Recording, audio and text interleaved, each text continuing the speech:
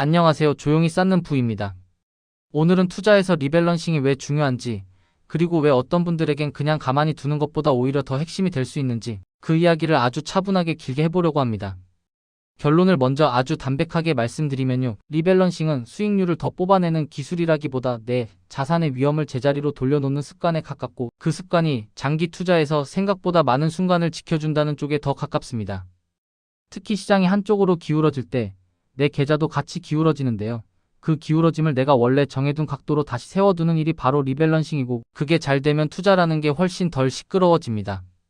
반대로 그냥 놔두는 게 늘 정답처럼 느껴질 때가 있는데, 사실 그 그냥이라는 말 안에는 내가 의도하지 않은 위험이 조용히 섞여 들어가는 경우가 꽤 많습니다. 오늘은 그 부분을 시장 배경부터 시작해서 왜 이런 일이 생기는지, 적절한 시점이란 어떤 의미인지, 그리고 실제로는 어떻게 하면 내 생활을 방해하지 않으면서도 리밸런싱을 할 수 있는지까지 잠들기 좋은 속도로 천천히 이어가 보겠습니다. 영상이 편안하셨다면 구독과 좋아요로 함께 해주시면 큰 힘이 됩니다. 이제 시작하겠습니다. 투자를 하다 보면요. 처음 계좌를 만들고 첫 매수를 할 때는 생각보다 마음이 단정합니다. 예를 들어 주식은 이 정도, 채권은 이 정도, 현금은 이 정도, 혹은 미국은 이 정도, 한국은 이 정도, 성장주는 이 정도, 배당주는 이 정도, 이렇게 비율을 정해두잖아요. 그때는 내 손으로 정했으니까 내가 통제하고 있다는 느낌도 들고, 그래서 조금 안심이 되기도 합니다.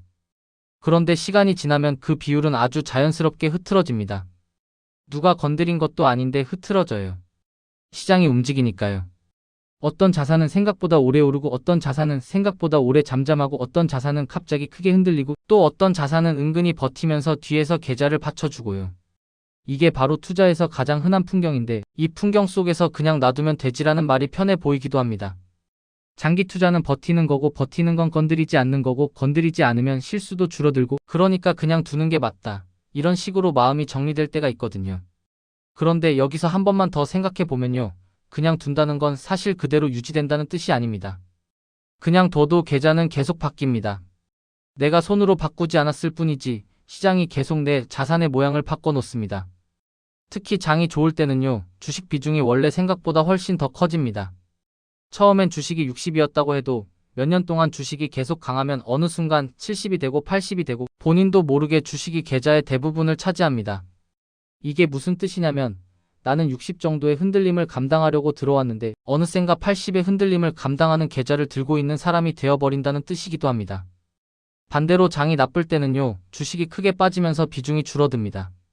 원래 60이던 주식이 50이 되고 40이 되고, 그리고 그때는 마음이 가장 흔들릴 시기인데 내 계좌는 그 시기에 오히려 주식을 적게 들고 있는 형태가 됩니다. 그러니까 상승장에서 위험이 커지고 하락장에서 기회가 줄어드는 모양이 자연스럽게 만들어져요. 이걸 그냥 두는 것이 정말 가만히인 걸까요? 가만히 있는 것 같지만 사실은 내 의도와 반대로 천천히 기울어지는 중일 수 있습니다. 리밸런싱을 좋게 보는 분들이 왜 그렇게 보는지, 그 핵심은 여기에 있습니다. 리밸런싱은 시장을 이기겠다는 욕심에서 출발하는 게 아니라 내 삶의 속도에 맞는 위험을 유지하겠다는 마음에서 출발하는 경우가 많습니다. 우리가 투자를 할 때 진짜로 원하는 게 뭘까를 생각해 보면요. 대부분은 수익률 1등이 아니라 중간에 포기하지 않고 끝까지 갈 수 있는 구조일 때가 많거든요. 결국 투자 성과는 수익률 자체도 중요하지만 그 수익률을 내가 끝까지 들고 갈 수 있었느냐가 더 크게 작동하는 경우가 많습니다. 그런데 끝까지 들고 가려면 마음이 편해야 하고, 마음이 편하려면 계좌의 흔들림이 내 감당 범위 안에 있어야 합니다. 리밸런싱은 그 감당 범위를 유지하는 장치가 될 수 있습니다. 시장 배경 이야기를 조금 더 해볼게요. 우리가 사는 시장은요. 늘 균형 상태로 서 있지 않습니다. 어떤 시기에는 성장 기대가 시장을 끌고 가고, 어떤 시기에는 금리가 시장을 누르고, 어떤 시기에는 달러가 강해지면서 해외 자산이 돋보이기도 하고, 어떤 시기에는 인플레이션이 공포를 만들어내면서 실물 자산이 이야기의 중심이 되기도 합니다. 그리고 또 중요한 건 시장은 한 방향으로 오래 가는 버릇이 있습니다. 한번 추세가 생기면 그 추세가 생각보다 오래 지속될 때가 많아요. 그러니까 한 자산이 오르기 시작하면 이게 맞나 보다라는 확신이 커지면서 돈이 몰리고, 돈이 몰리니까 더 오르고, 더 오르니까 또 확신이 커지고, 이런 흐름이 만들어집니다. 그 과정에서 계좌는 자연스럽게 한쪽으로 쏠립니다. 인간 마음도 같이 쏠리고요. 그래서 그냥 놔두는 선택이 더 쉬워집니다. 왜냐하면 잘 나가는 자산을 건드리는 건 왠지 손해보는 느낌이 들거든요. 그런데 장기 투자에서 가끔은 그 손해보는 느낌을 감수하고서라도 내 원래 약속을 지키는 행위가 필요할 때가 있습니다. 그 행위가 리밸런싱이죠. 다만 여기서 오해가 생길 수 있어요. 리밸런싱을 이야기하면 어떤 분들은 그럼 지금이 고점이니까 팔라는 거냐? 혹은 지금이 바닥이니까 사라는 거냐 이런 식으로 받아들이기도 합니다. 그런데 제가 말씀드리는 리밸런싱은 예측이 아니라 규칙에 가깝습니다. 시장을 맞추는 행위가 아니라 내 비율을 맞추는 행위입니다. 지금이 고점이다라고 선언하는 게 아니라 내가 정한 비율이 이렇게 바뀌었네. 그럼 원래로 돌려놓자라는 식이죠. 그러니까 이건 시장 타이밍과 결이 조금 다릅니다. 물론 결과적으로는 오른 걸 줄이고 빠진 걸 늘리는 모양이 되기 때문에 겉으로 보면 매매 타이밍처럼 보일 수 있어요. 하지만 마음속 기준이 다릅니다. 타이밍은 시장의 정답을 찾으려는 마음이고 리밸런싱은 내 계좌의 질서를 유지하려는 마음입니다. 그리고 이 차이가 생각보다 큽니다. 여기서 사용자가 말씀하신 적절한 시점이 정말 중요해집니다. 리밸런싱이 좋다고 해서 매일 비율을 재고 매일 손대는 건 오히려 투자에 독이 되기 쉽습니다. 리밸런싱을 과하게 하면 수수료와 세금이 눈덩이처럼 쌓이고 무엇보다 내 마음이 투자에 붙들려요. 그러면 잠을 잘 못 잡니다. 그러니까 리밸런싱은 자주 할수록 좋은 게 아니라 내 전략과 내 계좌 환경에 맞게 적절한 시점에 하는 게 중요합니다. 적절한 시점이라는 건 결국 너무 늦지도 않고 너무 빠르지도 않은 지점을 찾는 일이고요. 그 지점을 찾기 위해서는 리밸런싱의 목적을 다시 확인해야 합니다. 목적이 수익률 1등이 아니라 내가 감당 가능한 위험. 유지라면 그 목적에 맞는 빈도와 기준을 잡아야 합니다. 많은 분들이 장기 투자에서 가장 크게 흔들릴 때가 언제냐면요. 시장이 급락할 때도 맞지만 사실은 상승장이 길게 이어진 다음에 하락장이 시작될 때입니다. 상승장이 길게 이어지면 내 계좌는 기분 좋게 불어나고 그 사이에 내 계좌의 주식 비중도 커져요. 그런데 그 상태에서 하락이 시작되면 하락폭이 내 예상보다 훨씬 크게 체감됩니다. 내가 생각한 건 60의 흔들림이었는데 실제로는 80의 흔들림을 맞고 있는 상태일 수 있으니까요. 그래서 어떤 분들은 장기 투자는 버티는 거야 라고 머리로는 알지만 막상 그 순간에는 심장이 먼저 반응합니다. 불안해지고 속이 타고 계좌를 자꾸 열어보게 되고 그리고 그때 가장 나쁜 선택을 하게 될 위험이 커집니다. 그 선택이란 대개 바닥에서 포기하거나 아니면 원래 계획과 다른 방향으로 급하게 움직이는 것입니다. 리밸런싱은 그 위험을 줄여주는 역할을 할 수 있습니다. 상승장이 길게 이어졌을 때 미리 비율을 돌려놓아 두면 하락이 와도 내 계좌가 감당 가능한 범위 안에서 흔들릴 가능성이 높아지니까요. 그러면 버티기가 훨씬 쉬워집니다. 그리고 버티기가 쉬워지면 장기 투자의 확률이 올라갑니다. 장기 투자는 확률 게임이니까요. 또 반대의 순간도 있습니다. 시장이 크게 떨어져서 다들 겁을 먹고 있을 때요. 그때 많은 사람들은 더 떨어질까봐 매수를 미루거나 아니면 손실을 더 보기 싫어서 현금을 움켜쥐게 됩니다. 그런데 장기 투자에서 기회가 생기는 순간은 보통 그런 순간과 같이 오잖아요. 리밸런싱은 그때 내 감정이 무섭다고 해서 기회를 완전히 놓치지 않게 해주는 장치가 되기도 합니다. 이미 정해놓은 비율대로 내 주식 비중이 줄었으니 조금 채워야겠다라는 규칙이 있으면 그 규칙은 내 감정을 대신해서 아주 작은 행동을 하게 만들어줍니다. 물론 그 행동이 당장 편하진 않을 수 있어요. 그런데 이상하게도 시간이 지나고 나면 그때의 작은 규칙이 내 계좌를 지켜준 경우가 꽤 많습니다. 그래서 리밸런싱을 기계적으로 한다라고 말하기도 하는데요. 저는 그 말이 조금 따뜻하게 들립니다. 투자에서 기계적이라는 건 감정에 휘둘리지 않겠다는 뜻일 때가 많으니까요. 그럼 어떤 방식이 적절하냐를 이야기해 볼게요. 리밸런싱은 크게 보면 두 가지 성격이 있습니다. 시간을 기준으로 하는 방식이 있고 비율이 얼마나 틀어졌는지를 기준으로 하는 방식이 있습니다. 시간을 기준으로 하는 방식은 이해하기 쉽습니다. 일정한 주기마다 예를 들어 1년에 한 번이라든지 반년에 한 번이라든지 내가 정한 날의 비율을 확인하고 원래대로 맞추는 방식이죠. 이 방식의 장점은 단순함입니다. 단순하면 오래갑니다. 투자에서 오래가는 건 정말 큰 장점입니다. 반면 단점은 시장이 크게 흔들려도 주기가 오기 전까지는 손을 안 대게 된다는 점입니다. 어떤 분들은 그게 오히려 장점이라고 느끼기도 하고요. 어쨌든 단순함이 주는 힘이 있습니다. 비율이 틀어졌는지를 기준으로 하는 방식은 조금 더 정교합니다. 내가 정해둔 비율에서 어느 정도 벗어나면 그때 조정하는 방식입니다. 예를 들어 주식이 너무 늘어나서 원래 비율에서 크게 벗어나면 조금 줄이고 반대로 너무 줄어들면 조금 늘립니다. 이 방식은 시장이 크게 움직였을 때 더 빨리 반응할 수 있다는 장점이 있는데 대신 기준을 잘못 잡으면 너무 자주 거래하게 될 수 있습니다. 그래서 이 방식은 적절한 범위가 중요합니다. 너무 예민하면 투자 생활이 바빠지고 너무 둔하면 조정이 늦어집니다. 결국은 내 성격과 계좌 구조에 맞춰야 합니다.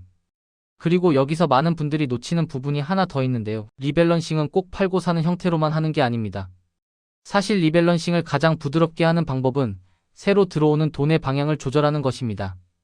매달 투자금을 넣는 분이라면 내 계좌에서 비중이 줄어든 자산에 조금 더 넣고 비중이 늘어난 자산에는 조금 덜 넣는 식으로도 리밸런싱이 됩니다. 이렇게 하면 굳이 팔 필요가 없어서 세금이나 수수료 부담도 줄고 심리적으로도 훨씬 편합니다. 저는 개인적으로 이 방식이 리밸런싱의 가장 조용한 형태라고 생각합니다.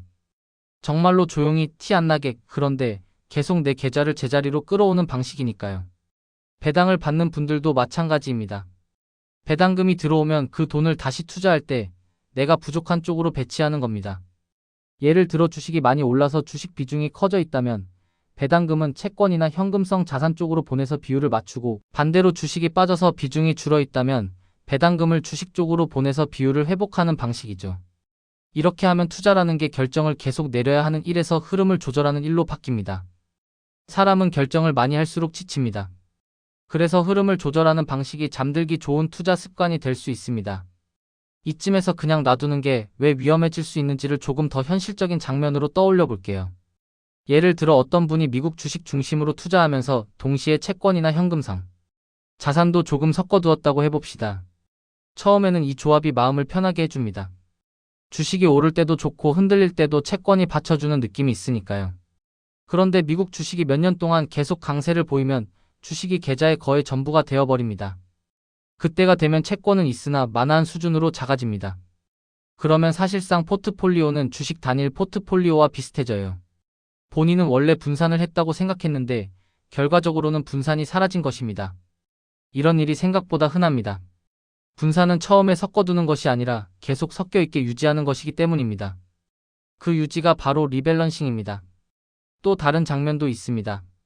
예를 들어 어떤 분이 특정 섹터, 특정 테마, 특정 기업이 너무 좋아서 비중을 조금 더 넣었다고 해봅시다. 처음에는 작은 비중이었을 수 있어요. 그런데 그 자산이 크게 오르면 작은 비중이 갑자기 큰 비중이 됩니다. 그러면 계좌 전체가 그 자산의 운명에 더 크게 묶입니다. 이게 나쁜 건 아닙니다. 그 자산이 계속 잘 되면 좋죠. 다만 문제는 어느 순간 그 자산이 흔들리기 시작하면 내 계좌 전체가 생각보다 크게 흔들린다는 점입니다. 그리고 그때 사람은 후회를 하게 됩니다. 내가 왜 이렇게 쏠렸지라고요. 그런데 그 쏠림은 어느 날 갑자기 생긴 게 아니라 오랜 시간에 걸쳐 조용히 만들어진 결과입니다. 리밸런싱은 그 조용한 쏠림을 조용히 풀어주는 일입니다. 사용자께서 리밸런싱이 그냥 가만히 놔두는 것보다 더 중요하다고 느끼신 이유도 아마 이런 맥락과 다 있을 가능성이 큽니다. 장기 투자에서 진짜 무서운 건 하루 이틀의 하락이 아니라요. 내 전략이 내가 모르는 사이에 다른 전략으로 변해버리는 것입니다. 처음엔 분산된 전략이었는데 시간이 지나면서 특정 자산이 너무 커져서 사실상 집중 전략이 되어버리고, 처음엔 방어 자산이 있던 전략이었는데 시간이 지나면서 방어 자산이 의미 없을 정도로 작아져서 사실상 공격 전략이 되어버리는 거죠. 그 변화는 의도한 게 아닐 수 있습니다. 그런데 결과는 똑같이 내 몫입니다. 리밸런싱은 의도하지 않은 변화가 생기지 않도록 내가 처음 정한 전략을 계속 같은 전략으로 유지하는 행위라고 볼 수 있습니다. 여기까지 들으면 리밸런싱이 마치 꼭 해야 하는 것처럼 느껴질 수 있는데요. 저는 한 발 더 차분하게 이야기하고 싶습니다. 리밸런싱이 중요한 이유는 모든 사람에게 무조건 유리해서가 아니라 많은 사람에게 실제로 지속 가능한 투자를 만들어주기 때문입니다. 특히 생활이 바쁜 사람일수록 투자의 시간을 많이 쓰기 어렵잖아요. 그런 분들에게는 내 계좌가 알아서 유지되는 구조가 필요합니다. 그런데 시장은 알아서 유지해주지 않습니다. 시장은 늘 움직이고 그 움직임은 내 비율을 바꾸어 놓습니다.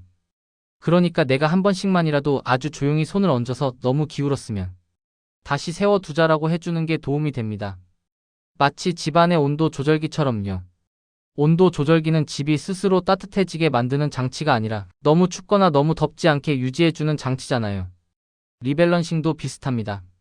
내 계좌의 온도가 내가 감당 가능한 범위를 벗어나지 않게 유지해주는 장치입니다. 그럼 여기서 한 가지 질문이 자연스럽게 이어집니다.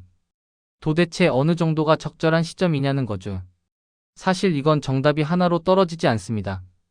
왜냐하면 사람마다 계좌 구조가 다르고 세금 환경이 다르고 심리적 감당 범위가 다르고 목표도 다르기 때문입니다. 다만 방향은 있습니다. 적절한 시점이란 내 계좌가 원래 비율에서 의미 있게 벗어났을 때, 그리고 그 벗어남이 내 생활과 심리를 흔들 만큼 커지기 전에 너무 늦지 않게 조정하는 것이라고 볼 수 있습니다. 여기서 의미 있게라는 말이 중요한데요. 의미 없는 작은 흔들림까지 매번 잡으려고 하면 리밸런싱이 아니라 매매가 됩니다. 그래서 어느 정도의 여유폭을 두는 게 좋습니다. 그 여유폭은 내 성격을 반영해야 합니다. 자주 확인하고 자주 만지는 습관이 있는 분이라면 여유폭을 더 넓게 잡는 게 오히려 도움이 됩니다. 그래야 행동이 줄어드니까요. 반대로 거의 확인하지 않는 분이라면 시간 기준으로 정해두는 게 편할 수 있습니다. 어차피 자주 안 보니까 이달에는 한 번만 보자 같은 약속이 더 잘 지켜질 수 있습니다.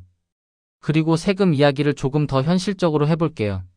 리밸런싱이 좋은데도 사람들이 망설이는 가장 큰 이유 중 하나가 세금입니다. 특히 과세 계좌에서 매도는 세금이나 기타 비용을 만들 수 있고 그 부담이 싫어서 그냥 투자로 기울 때가 많습니다. 이건 아주 현실적인 고민입니다. 그래서 리밸런싱은 계좌의 종류에 따라 방식이 달라지는 게 더 자연스럽습니다. 세금 부담이 상대적으로 적은 계좌에서는 리밸런싱을 조금 더 적극적으로 해도 되고 세금 부담이 큰 계좌에서는 새로 들어오는 돈이나 배당금 혹은 다른 계좌와의 조합을 통해서 더 조용하게 조정하는 방식이 더 잘 맞을 수 있습니다. 중요한 건 세금 때문에 리밸런싱을 포기하는 게 아니라 세금을 고려한 리밸런싱을 선택하는 것입니다. 리밸런싱은 한 가지 방식이 아니라 여러 방식이 있고 내 상황에 맞는 조용한 길이 항상 있습니다. 또 리밸런싱이 중요한 이유는 우리가 보통 목표를 비율로 세우기 때문이기도 합니다. 예를 들어 나는 주식 70 채권 32 마음이 편하다라고 말하는 건 사실 나는 그 정도 흔들림이 편하다라는 말이기도 하잖아요. 그런데 시간이 지나면 시장이 내 계좌를 90, 10으로 만들어버릴 수 있습니다. 그러면 내 목표와 내 현실이 달라집니다. 목표가 유지되려면 현실을 다시 목표 쪽으로 끌고 와야 합니다. 그게 리밸런싱이고요. 이건 마치 달리기 페이스와 비슷합니다. 처음에 내가 이 속도로 달릴 거야 라고 정해도 주변이 빨라지면 나도 같이 빨라질 때가 있고 바람이 불면 더 힘들어질 때가 있잖아요. 그런데 오래 달리려면 결국 내 페이스를 유지해야 합니다. 리밸런싱은 내 투자 페이스를 유지하는 장치입니다. 여기서 그냥 가만히 두는 게 더 낫다는 주장도 같이 생각해 볼 필요가 있습니다. 사실 어떤 경우에는 정말로 그냥 두는 게 더 나은 경우도 있습니다. 예를 들어 하나의 글로벌 분산 ETF처럼 내부적으로 리밸런싱이 어느 정도 일어나거나 혹은 애초에 내가 비중을 세세하게 쪼개지 않고 단순하게 한두 개로만 가져가는 구조라면 내가 굳이 손댈 필요가 줄어들 수도 있습니다. 또 거래 비용이 크거나 세금 부담이 너무 커서 매도를 자주 하는 게 장기적으로 불리할 수 있는 환경이라면 리밸런싱 빈도를 낮추거나 새 돈으로만 조정하는 방식으로 충분할 수도 있습니다. 그러니까 핵심은 리밸런싱을 한다 vs 안 한다가 아니라 내 전략이 의도한 그대로 유지되도록 관리한다. vs 시장에 맡겨서 모양이 바뀌도록 둔다의 차이에 가깝습니다. 사용자가 느끼신 중요한 지점도 아마 여기에 있을 겁니다. 그냥 놔두는 건 단순한데 단순한 만큼 내가 모르는 사이에 전략이 변해버릴 수 있다. 그래서 적절한 시점에 리밸런싱을 해서 내가 정한 길을 계속 걸어가게 만드는 게 더 중요할 수 있다. 이 감각이요. 리밸런싱을 한 번 더 깊게 보면 사실 수익률보다 위험 관리에 더 가까운 행위라고 말씀드렸잖아요. 이걸 조금 더 차분하게 풀어볼게요. 우리가 투자에서 겪는 가장 큰 문제는 내가 감당할 수 없는 손실이 생기는 순간입니다. 감당할 수 없는 손실은 단지 숫자의 크기가 아니라 내 마음이 무너지는 손실입니다. 그리고 마음이 무너지는 손실은 대개 내가 예상하지 못한 형태로 계좌가 변했을 때 더 잘 생깁니다. 예를 들어 나는 분산했다고 생각했는데 실제로는 한쪽에 쏠려 있었다든지 나는 방어 자산이 있다고 생각했는데 실제로는 너무 작아서 의미가 없었다든지 이런 경우죠. 리밸런싱은 이런 예상과 현실의 괴리를 줄여줍니다. 예상을 유지해주는 겁니다. 그러면 손실이 와도 이 정도 흔들림은 원래 알고 있었지라는 마음이 남습니다. 이 마음이 남아있으면 투자에서 가장 치명적인 실수, 그러니까 가장 나쁜 시점에 포기하는 실수를 줄일 가능성이 커집니다. 또 한 가지는 리밸런싱이 의외로 내가 무엇을 믿고 있는지를 계속 확인하게 해준다는 점입니다. 투자 비율을 정한다는 건 사실 세계관을 정하는 일이기도 하거든요.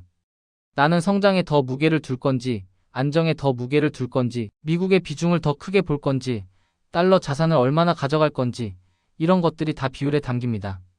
그런데 시장은 계속 내 세계관을 흔듭니다.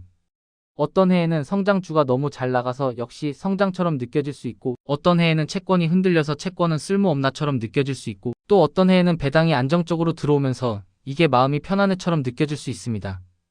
이런 감정은 자연스러운 겁니다. 다만 그때마다 내 비율이 흔들리면 내 전략이 너무 자주 바뀝니다. 리밸런싱을 하면 내가 정한 세계관을 계속 유지할지 아니면 정말로 바꿀지 그 선택을 조금 더 의식적으로 하게 됩니다. 무의식적으로 바뀌는 걸 막는 거죠. 그래서 리밸런싱을 할 때 중요한 게 하나 있습니다. 리밸런싱은 전략을 바꾸는 행위가 아니라 전략을 유지하는 행위라는 점을 계속 기억하는 겁니다. 전략을 바꾸고 싶다면 그건 리밸런싱이 아니라 자산 배분 자체를 재설계하는 일에 가깝습니다. 예를 들어 은퇴가 가까워져서 위험을 줄이기로 했다면 주식 비율을 낮추는 건 리밸런싱이라기보다 목표 비율을 수정하는 것입니다. 이건 당연히 할 수 있고 오히려 해야 할 수 있습니다. 다만 그 과정에서도 리밸런싱이 필요한 순간이 있죠. 목표 비율을 새로 정했으면 그 목표로 계좌를 옮겨가야 하니까요. 그러니까 리밸런싱은 목표 비율이 확정되어 있을 때 가장 의미가 커집니다. 목표가 흔들리지 않을수록 리밸런싱은 더 편안한 반복이 됩니다. 여기서 또 한 번 현실적인 고민을 이야기해 볼게요. 많은 분들이 리밸런싱을 어려워하는 이유는 얼마나 팔아야지, 얼마나 사야지 같은 계산이 귀찮아서일 때가 많습니다. 그런데 요즘은 계좌 앱이나 자산관리 도구가 어느 정도 도와주는 경우도 있고 무엇보다 꼭 정확히 딱 맞추지 않아도 됩니다. 리밸런싱은 정교한 공학이 아니라 내 계좌를 대략 제자리로 돌려놓는 생활 습관에 가깝습니다. 완벽하게 70-30을 맞추는 게 아니라 78, 22처럼 많이 기울어진 걸 72, 28 정도로만 돌려놓아도 충분히 의미가 있습니다. 이게 중요합니다. 완벽주의는 투자에서 가장 피곤한 적이 될 때가 많아요. 리밸런싱을 완벽하게 하려다가 오히려 실행을 못하고 그냥 포기해버리는 경우가 생길 수 있거든요. 그러니까 리밸런싱은 완벽하게가 아니라 꾸준히 쪽으로 마음을 두는 게 좋습니다. 이게 잠들기 좋은 방식이기도 하고요. 그리고 리밸런싱이 가져다주는 또 다른 조용한 장점이 있습니다. 리밸런싱을 하면 자연스럽게 비싸진 것을 조금 덜 갖고 싸진 것을 조금 더 갖는 구조가 만들어집니다. 이게 어떤 분들에게는 굉장히 큰 의미입니다. 우리는 보통 인간적으로 오르는 걸 보면 더 사고 싶고 떨어지는 걸 보면 덜 사고 싶잖아요.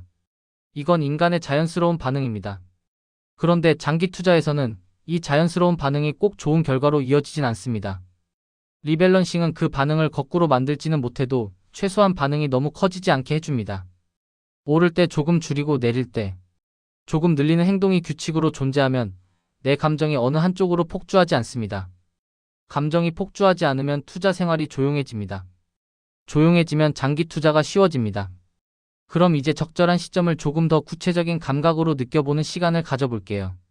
적절한 시점을 찾는 가장 쉬운 방법은 내 계좌의 비율이 바뀌었을 때 내 마음이 어떤 반응을 보이는지를 관찰하는 겁니다. 예를 들어 주식이 너무 올라서 계좌가 불어나고 있을 때 마음이 들뜬다기보다는 오히려 이거 너무 위험해진 거 아닌가라는 생각이 든다면 그건 리밸런싱이 필요한 신호일 수 있습니다. 반대로 시장이 떨어져서 계좌가 줄어들 때 나는 장기 투자니까 괜찮아라고 말은 하지만 실제로는 자꾸 계좌를 열어보고 뉴스에 민감해지고 잠자리에 누워서도 숫자가 떠오른다면 그때도 리밸런싱의 관점에서 내 비율을 점검해 볼 필요가 있습니다. 왜냐하면 그런 불안은 대개 손실 자체보다 내가 감당할 수 있는 범위를 넘었다는 느낌에서 더 크게 오거든요. 리밸런싱은 그 범위를 다시 맞추는 방법이 될 수 있습니다. 하지만 조심할 점도 있습니다. 리밸런싱을 불안할 때마다 하는 것으로 만들면 리밸런싱은 오히려 감정적 매매가 될 수 있습니다. 그러니까 리밸런싱의 기준은 감정이 아니라 규칙이어야 합니다. 감정은 신호일 수는 있지만 결정권은 규칙이 가져야 합니다. 그래서 어떤 분들은 아예 달력에 정해 놓습니다. 매년 이달에만 본다처럼요. 어떤 분들은 밴드를 정해 놓습니다. 이 정도 이상 기울어지면 그때만 본다처럼요. 또 어떤 분들은 새 돈으로만 조정합니다. 팔지 않고 넣는 방향만 조정한다처럼요. 이 중에 무엇이든 중요한 건 내가 지킬 수 있는 규칙이어야 합니다. 투자 규칙은 좋은 규칙보다 지켜지는 규칙이 더 강합니다. 여기서 리밸런싱을 조금 더 넓게 보면 사실 리밸런싱은 자산 배분의 일부이면서 동시에 생활 설계의 일부이기도 합니다. 예를 들어 내가 몇 년 뒤에 큰 지출이 예정되어 있다면 그 지출에 필요한 돈은 시장의 변동을 덜 받는 쪽으로 두는 게 마음이 편할 수 있습니다. 그리고 그 비율을 유지하는 과정에서 리밸런싱이 필요합니다. 또 은퇴가 가까워지는 분이라면 주식 비중을 조금씩 줄여가고 방어 자산을 늘려가는 흐름이 필요할 수 있고 그 흐름 역시 리밸런싱이라는 형태로 구현됩니다.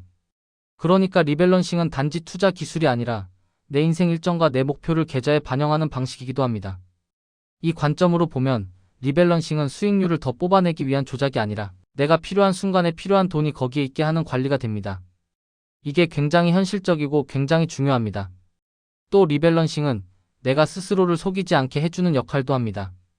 우리는 종종 나는 장기 투자자야라고 말하지만 실제 계좌는 장기 투자자답지 않은 모양이 될 때가 있습니다. 예를 들어 단기 급등한 자산이 계좌의 큰 비중을 차지하고 있다면 그건 사실상 한 번의 흐름에 계좌가 많이 걸려있는 상태입니다. 그 상태에서 나는 장기 투자자야라고 말하는 건 마음은 그렇지만 계좌는 그렇지 않은 겁니다. 리밸런싱은 계좌를 장기 투자자답게 만드는 행위일 수 있습니다. 물론 이 말이 어떤 분들에겐 불편하게 들릴 수 있습니다. 왜냐하면 나는 그 자산을 믿어라는 마음이 있기 때문이죠. 그런데 믿는 것과 쏠리는 것은 다릅니다.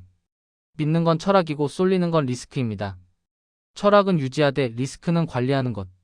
그 접점이 리밸런싱이 될 수 있습니다.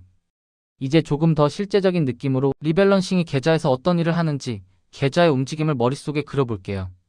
예를 들어 주식과 채권을 섞은 계좌가 있다고 해봅시다. 시장이 좋을 때는 주식이 올라서 계좌가 커지고 채권은 상대적으로 덜 오르거나 제자리일 수 있습니다. 그러면 주식 비중이 커집니다. 이때 리밸런싱을 하면 주식의 일부를 채권 쪽으로 옮겨서 비율을 맞춥니다. 그러면 무슨 일이 생기냐면요. 내 계좌는 상승장에서 조금 더 안정적인 형태로 바뀝니다. 그 다음에 만약 주식이 떨어지면 주식 비중이 줄어들고 채권 비중이 커지면서 계좌가 받쳐주는 효과가 생길 수 있습니다. 그리고 떨어진 이후에 리밸런싱을 하면 다시 주식을 조금 늘려서 원래 비율로 맞춥니다.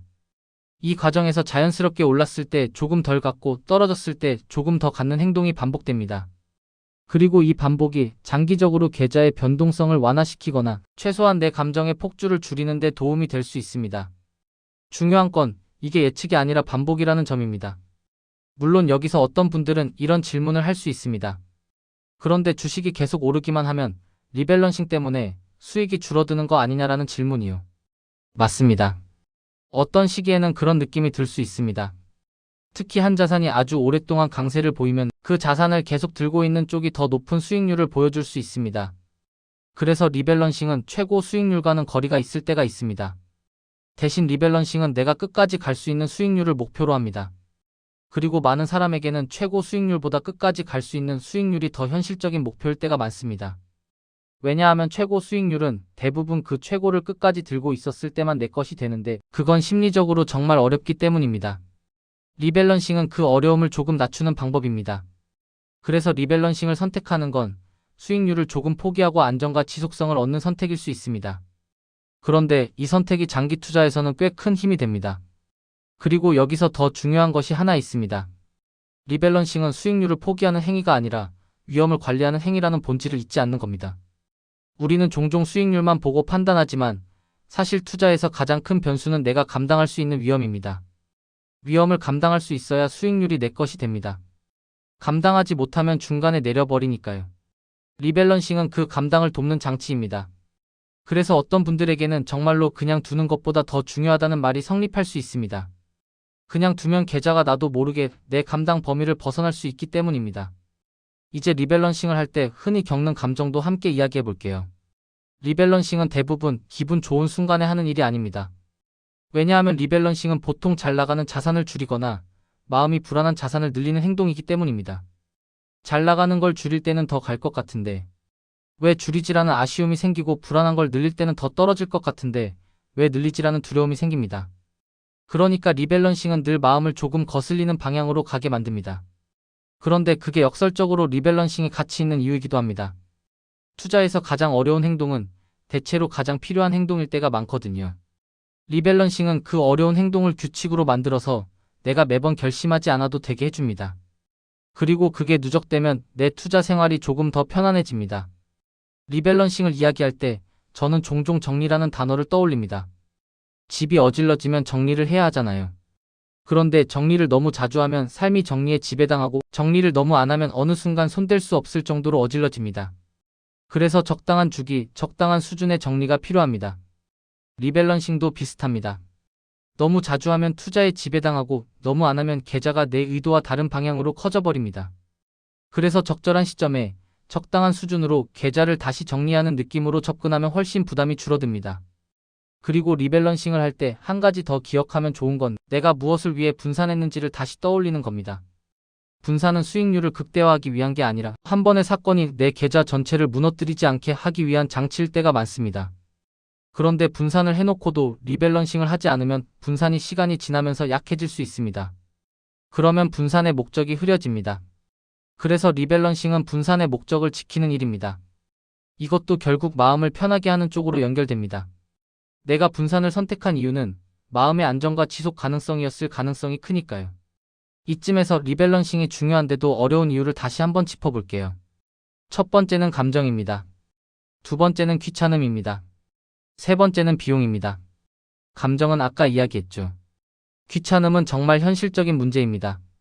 바쁜 생활 속에서 비율 계산하고 매도하고 매수하고 이런 과정이 번거롭습니다. 비용은 세금과 수수료입니다. 그래서 현실적인 리밸런싱은 이 세 가지를 최대한 줄이는 방향으로 설계되어야 합니다. 감정은 규칙으로, 귀찮음은 단순한 방법으로, 비용은 거래를 최소화하거나 세금 효율적인 방식으로 줄이는 겁니다. 이 방향만 잡히면 리밸런싱은 생각보다 오래 갈 수 있습니다. 예를 들어 아주 단순한 방법이 있습니다. 나는 1년에 한 번만 본다. 이 한 문장이요. 어떤 분들은 이게 너무 단순하다고 느낄 수 있지만 장기 투자에서는 이런 단순함이 오히려 강력할 때가 많습니다. 1년에 한 번만 계좌를 점검하고 비율이 많이 틀어졌으면 조금만 조정하고 그 외에는 생활에 집중하는 겁니다. 이 방식은 삶을 방해하지 않습니다. 그리고 삶을 방해하지 않는 방식은 오래갑니다. 오래가면 그것만으로도 큰 힘이 됩니다. 또 다른 단순한 방법은 새로 넣는 돈으로만 맞춘다입니다. 이건 세금 부담을 크게 줄여줍니다. 특히 매도를 싫어하는 분들에게는 아주 좋은 방식이 될 수 있습니다. 예를 들어 주식이 올라서 주식 비중이 커졌다면 다음 달부터는 채권이나 현금성 자산 쪽에 더 넣어서 비율을 맞추는 겁니다. 반대로 주식이 크게 떨어져서 주식 비중이 줄었다면 다음 달부터는 주식 쪽에 더 넣어서 비율을 회복하는 겁니다. 이렇게 하면 팔지 않아도 리밸런싱이 됩니다. 물론 시장이 아주 크게 움직이면 새 돈만으로는 빠르게 맞추기 어렵기도 하지만 대부분의 경우에는 이 방식만으로도 꽤 큰 효과를 볼 수 있습니다. 무엇보다 마음이 편합니다. 매도는 늘 마음을 불편하게 하니까요. 리밸런싱을 좀 더 깊게 생각해보면 리밸런싱은 투자에서 내가 통제할 수 있는 것에 집중하는 방식이기도 합니다. 시장은 통제할 수 없습니다. 금리도 통제할 수 없고 환율도 통제할 수 없고 뉴스도 통제할 수 없습니다. 그런데 비율은 통제할 수 있습니다. 내가 정하고 내가 유지할 수 있습니다. 투자에서 통제할 수 있는 것에 집중하면 마음이 안정됩니다. 마음이 안정되면 투자에서 실수가 줄어듭니다. 실수가 줄어들면 장기적으로 성과가 좋아질 가능성이 높아집니다. 결국 리밸런싱은 통제의 감각을 되찾는 행위입니다. 이 감각이 있으면 시장이 시끄러워도 내 계좌는 덜 시끄러워질 수 있습니다. 또 하나의 중요한 포인트는 리밸런싱은 하락을 피하는 기술이 아니라 하락을 감당하는 구조를 만드는 기술이라는 점입니다. 어떤 분들은 하락을 피하고 싶어서 투자에서 계속 움직이려고 합니다. 그런데 하락은 피하기 어렵고 피하려다 오히려 더 큰 실수를 하기도 합니다. 리밸런싱은 하락을 피하지 않습니다. 대신 하락이 와도 내가 무너지지 않게 내 계좌의 구조를 다듬습니다. 그래서 리밸런싱은 공격적인 기술이라기보다 방어적인 습관에 가깝습니다. 방어적인 습관이 잘 자리 잡히면 공격적인 욕심이 줄어들고 그 줄어든 욕심이 오히려 계좌를 더 건강하게 만들 때가 많습니다. 투자에서 욕심이 줄어드는 게 얼마나 큰 장점인지 해보신 분들은 아실 거예요. 이제 리밸런싱을 한다는 것이 실제로는 어떤 마음가짐인지 조금 더 부드럽게 풀어볼게요. 리밸런싱은 결국 내가 정한 길을 다시 확인하는 일입니다. 우리는 길을 걸을 때도 내비게이션이 계속 경로를 확인해 주잖아요. 길이 조금 달라지면 다시 안내하고 돌아가라고도 하고 새로운 길을 제안하기도 합니다. 그런데 투자는 내비게이션이 없습니다. 시장은 안내하지 않고 그냥 움직입니다. 그래서 내가 내비게이션 역할을 조금 해야 합니다. 리밸런싱은 지금 나는 어디쯤 와 있지를 확인하고 나는 이 길로 가기로 했지를 떠올리고 그럼 다시 이쪽으로 걸어가자라고 하는 일입니다.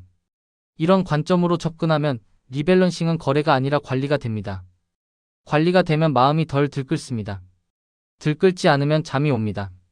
오늘 영상이 잠들기 좋은 영상이길 바란다고 하셨으니까요. 이런 느낌이 저는 참 중요하다고 생각합니다. 그런데 리밸런싱을 하다 보면 또 한 가지 고민이 생깁니다. 내가 너무 일찍 팔아서 기회를 놓치면 어떡하지라는 걱정이요. 이 걱정은 리밸런싱을 하는 사람이라면 누구나 겪습니다. 그리고 이 걱정은 사실 완전히 사라지지 않습니다. 왜냐하면 시장은 늘 불확실하고 어떤 자산이 더 오를지 우리는 모르기 때문입니다.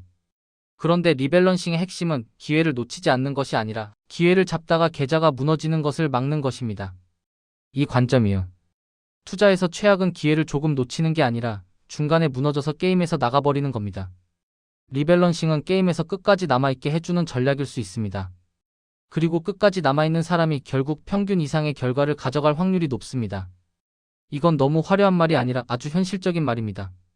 또 리밸런싱이 중요한 이유는 계좌가 커질수록 그 효과가 더 크게 체감되기 때문입니다. 초반에는 자산이 작아서 비율이 조금 변해도 체감이 덜할 수 있습니다. 그런데 자산이 커지면 비율의 작은 변화도 금액으로는 큰 변화가 됩니다. 그리고 그 변화는 내 심리에 더 큰 영향을 줍니다. 자산이 커질수록 내가 감당 가능한 흔들림을 유지하는 게 더 중요해집니다. 그래서 어느 정도 자산이 쌓인 분들이 오히려 리밸런싱의 필요성을 더 크게 느끼는 경우가 많습니다. 초반에는 달리는 느낌이 중요하지만 중반 이후에는 유지하는 느낌이 중요해지거든요. 유지하는 느낌을 만드는데 리밸런싱이 큰 역할을 합니다. 리밸런싱의 또 다른 측면은 후회를 관리한다는 점입니다. 투자에서 후회는 정말 강력한 감정입니다. 오를 때 안 사서 후회하고 떨어질 때 팔아서 후회하고 너무 늦게 들어가서 후회하고 너무 일찍 나와서 후회하고요.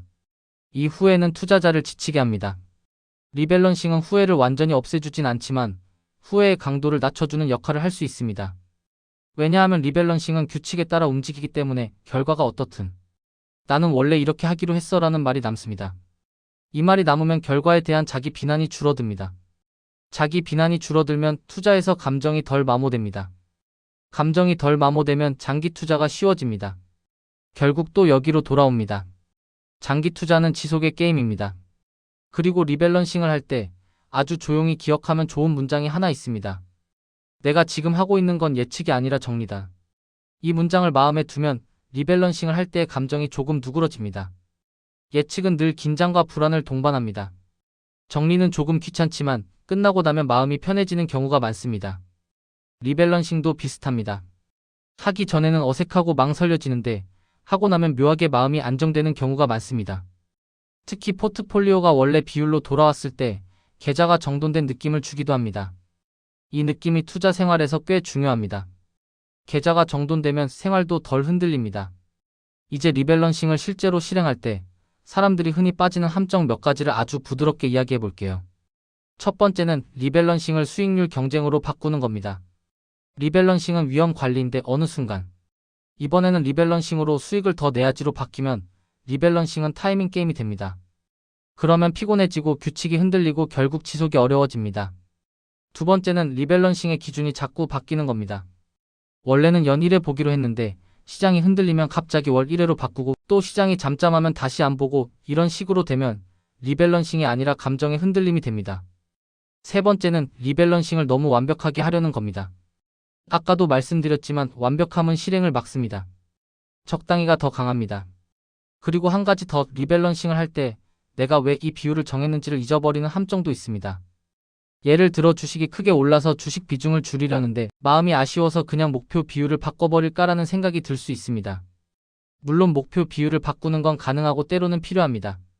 하지만 그 결정은 리밸런싱 순간의 감정으로 하기보다는 조금 더 차분한 시기에 내 목표와 내 생활을 다시 점검한 뒤에 하는 게 좋습니다. 리밸런싱 순간은 감정이 섞이기 쉬운 순간이니까요. 그래서 목표 비율은 별도의 시간에 재검토하고 리밸런싱은 그 목표를 유지하는 실행으로 분리해두면 마음이 훨씬 편해집니다. 이제 그럼 리밸런싱을 하면 수익률이 꼭 좋아지냐라는 질문도 한번 다뤄볼게요. 이 질문은 많은 분들이 궁금해합니다. 솔직히 말씀드리면 리밸런싱이 수익률을 항상 높여준다고 단정할 수는 없습니다. 시장 환경에 따라 다르고 자산군의 성격에 따라 다릅니다. 어떤 시기에는 리밸런싱이 수익률을 낮출 수도 있고 어떤 시기에는 높일 수도 있습니다. 그런데 리밸런싱의 가치가 수익률의 상향만이 아니라는 점을 다시 강조하고 싶습니다. 리밸런싱이 만들어내는 가장 큰 가치는 리스크의 조절과 행동의 안정화입니다. 이 두 가지는 수익률 못지않게 중요합니다. 특히 일반 투자자에게는요. 왜냐하면 일반 투자자가 수익률을 망치는 가장 큰 이유는 시장이 아니라 자기 행동일 때가 많기 때문입니다. 리밸런싱은 그 행동을 조금 덜 망치게 해주는 장치일 수 있습니다.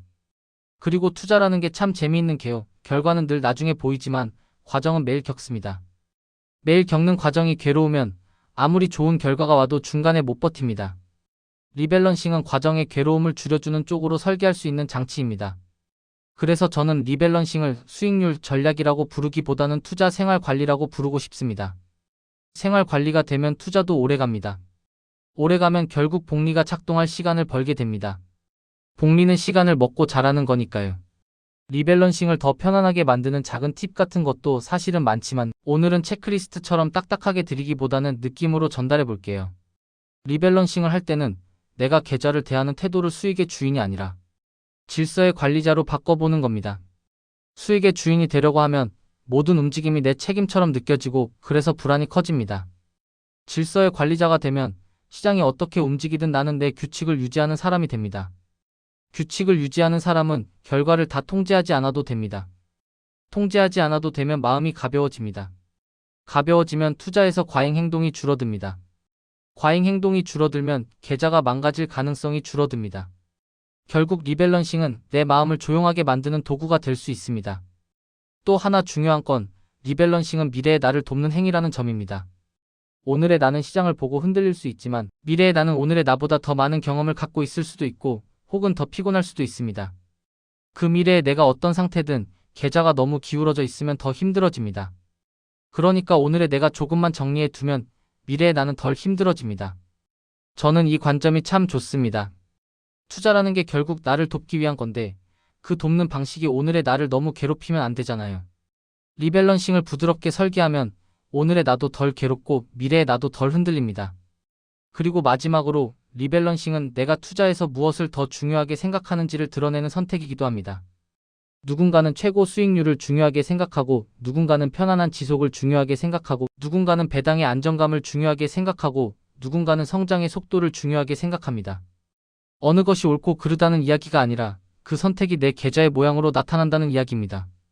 사용자가 말씀하신 것처럼 적절한 시점에 리밸런싱을 하는 것이 그냥 놔두는 것보다 더 중요하다고 느껴진다면 그건 아마도 사용자의 투자에서 지속 가능함과 위험의 통제가 큰 가치 자리 잡고 있다는 뜻일 가능성이 큽니다.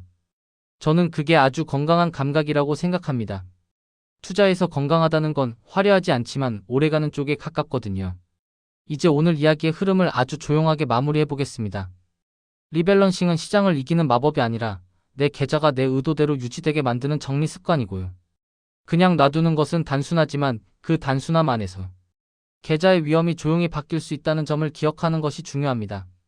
적절한 시점이라는 건 결국 내 생활을 방해하지 않으면서도 내 계좌가 너무 기울어지지 않게 내가 지킬 수 있는 규칙을 만드는 것이고요.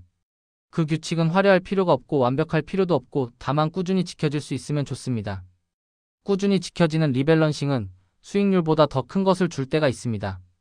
마음의 평온함, 지속 가능함, 그리고 끝까지 갈 수 있다는 믿음 같은 것들이요. 오늘 이 이야기가 사용자께 그런 쪽으로 작은 도움이 되었으면 좋겠습니다. 조용히 쌓는 부 마음이 편안해지는 투자 이야기. 이 영상이 도움이 되셨다면 구독과 좋아요로 함께 해주세요. 여러분의 투자 여정에 작은 힘이 되겠습니다. 오늘 내용은 정보 전달을 위한 일반적인 내용입니다. 최종 판단과 책임은 투자자 본인에게 있습니다. 오늘도 조용히 쌓는 부와 함께 해주셔서 고맙습니다.